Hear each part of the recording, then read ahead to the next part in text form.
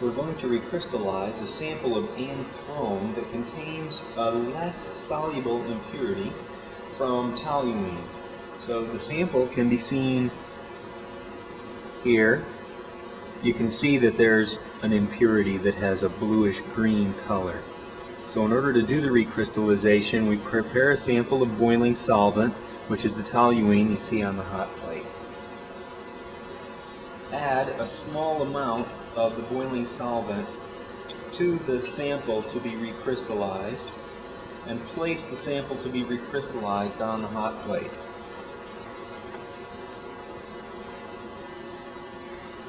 As the sample on the hot plate boils, we are going to slowly add boiling solvent until we observe all of the material in our sample to be recrystallized to dissolve. After several additions of boiling toluene, we finally decide that all of our sample has dissolved, with the exception of a small amount of this material that you can see on the bottom that we deem will not be dissolved even with the addition of more solvent. Therefore, we need to do a hot gravity filtration. For the hot gravity filtration, we prepare a beaker fitted with a stemless gravity funnel and a fluted filter paper.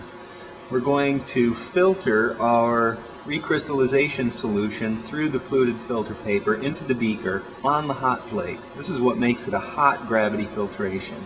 The hot gravity filtration allows us to remove the insoluble impurity.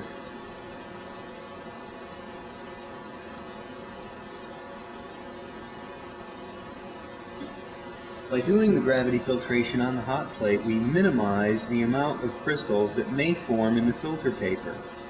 If crystals do form in the filter paper, they can be dissolved and rinsed through the filter paper with additional portions of hot recrystallization solvent.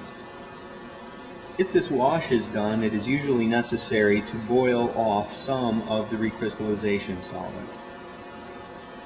After the hot gravity filtration is done, all of the insoluble impurity has been removed, and the sample can be allowed to cool for recrystallization to occur. After cooling slowly, you can see that large, clean crystals have begun to form, and these will easily be collected by vacuum filtration.